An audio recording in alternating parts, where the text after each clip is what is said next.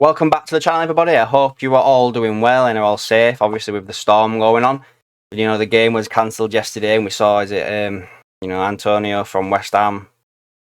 Just that car crash, man. I don't know how that's gone on. Obviously, thinking about him and hope he pulls through and everything like that. But this video, guys, is about the paper talk, which I do on Sundays when there's something worth talking about Liverpool-wise. Anyway, got 4 topics today, but before we go any further, just give you a little quick reminder to like this video.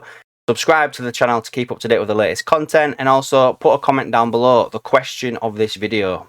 Do you believe any of it? Let me know down below. Let's start with a big one, shall we? Let's get this Mo Salah thing over and done with. So, obviously the other day, just go back a bit, we saw the comments from that Egyptian former, is it like Farah or something like that? The former Egyptian player. I did a video on it anyway, it's on the channel, probably the last video I did, saying, congratulations, Mo, on getting the deal you wanted, the terms, the length, blah, blah, blah, blah. You got it all, you won, basically, right? And, there's been many people saying there's different ways of looking at that, like, he did it during the Newcastle game. Was it congratulations for the goal? Hopefully you get the contract, blah, blah, blah, blah. Like, I don't know, but I guess we'll wait and see. However, on the back of that, we've had these reports coming out from the Mirror today, or should we say last night, saying that Mo Salah is on the brink of signing a new 2-year contract with Liverpool to end all doubts about his future. A compromise between club's owners FSG and the 32-year-old has been thrashed out after months of negotiations. Salah's long-term agent Rami Abbas told the Anfield hierarchy they were looking for a 3-year contract. I could probably say that. Could see that. While the club initially prepared to offer a 1-year extension once the current agreement ends next summer. There's been a standoff, continued. Salah went public with statements that this would be his last season since he joined the club in 2017, I'm going to say 2027 then, and has gone on to become a Kop legend. There's been the worried fans have demonstrated he fires a ball now, give Mo his dough. We've had that on this channel. The money, he's already Liverpool's highest earner at more than 400k a week and has never been a problem. The length of the contract has been the sticky point, and I kind of agree with that. I'd say the length is that. I do. FSG are reluctant to offer long-term contracts for players who turned 30, the same reason that Virgil van Dijk has yet to be tied down. His current contract, like Salah's, runs out in the summer. I reckon both these players are pretty much done. I agree. Salah is the leading Premier League goal scorer and created Premier League history at Newcastle on Wednesday night to score and assist in 37 separate games, overhauling Wayne Rooney's record of 36. FSG have finally come to the Anfield party. Now, what I will say on this is they're obviously using FSG as the thing that, FSG have stepped in, which makes you think John Henry, Tom Werner, stuff like that. Richard Hughes and Michael Edwards, no matter which way they try and talk about it, that's who's dealing with this. It's nothing to do with FSG, in all fairness. So I don't agree with that bit. I do agree the contract length was probably the sticky point.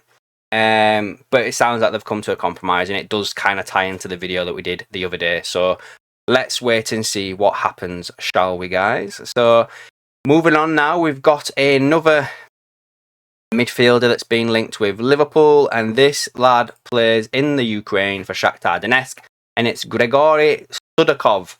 Now, this is from ESPN Sport. They're saying that this is from the Mirror.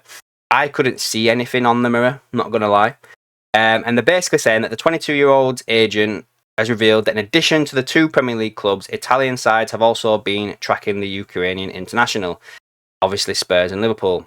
He said that Shakhtar and the player are open to offers, and that means there's a high probability that he will soon be able to see Georgiy in the top leagues. He's scored 8 goals in 15 games in all competitions and adding 2 assists.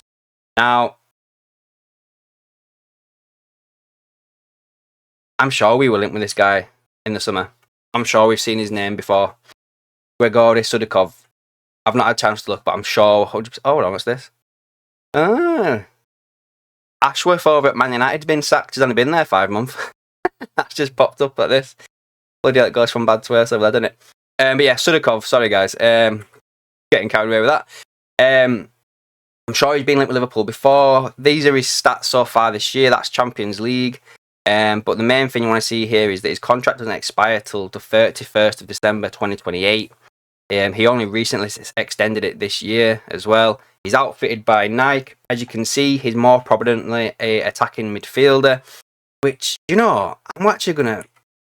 Do you think that Liverpool are in the market for someone like that? Because he's not the first player that's been linked with that position, you know. We've had Sudakov. There's been Xavi Simons, who's been mentioned. I know that one's a bit weak, but he's been mentioned. Florian Wirtz. These players all play in the same position as Elliott and Szoboszlai and Jones. Do you really think Liverpool need another player to come in there? Like, I personally think they need a 6 before they do anything else. But yeah, so that's him so far this year. We've also got his stats here, you know, like a big breakdown overall. So it says here, obviously, 15 games in the league, 8 goals, 5 in the Champions League, 1 goal. 2 assists in the league and also 1 in the Champions League. We already know that we've seen that happening over the thing. So yeah, let me know down below. Do you reckon, is this someone Liverpool should be looking at? Is a midfielder? News to me. I don't think we need that. It's wrong position in midfield for me. But let me know down below. Yeah, you may disagree. Next up, we've got this report over in Spain. Basically, is it what's the name of this report again? Is it Fidges? I don't know how to pronounce that word. They're basically saying that Ryan Gravenberch is centre of a possible move in the winter market and that Real Madrid have been linked with him. And then that obviously Liverpool are looking at a replacement and it could be Frankie de Jong as the replacement for Ryan Gravenberch.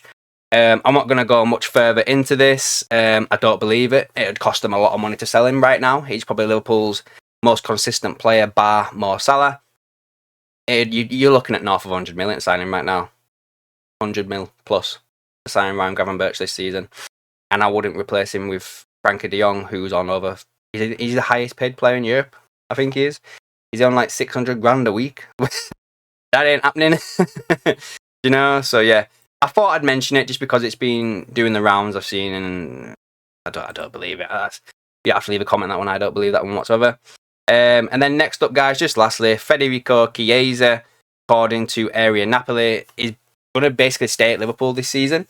The long and short of this, he's been tested for his fitness. He's barely been seen since he joined Liverpool from Juve, but the president of Napoli says that he's one of many players that he would like to sign. And he actually really likes him as a person as well. But this is a deal that they may have to go back to in the summer if Chiesa decides to leave Liverpool, which would surprise me considering how happy he looked when he first initially joined the club. But you know, I'll have to wait and see. Injuries have not been kind to him this year. So that's it, guys, for this edition of the Paper Talk. If anything else does happen, I'll be back later on. Other than that, there will be a live stream tomorrow night over on this channel and on the Twitch channel. Make sure you follow us there at Games AKM. And the Twitter and Facebook are now also AKM LFC as well. So go follow us on the social media platforms as you will.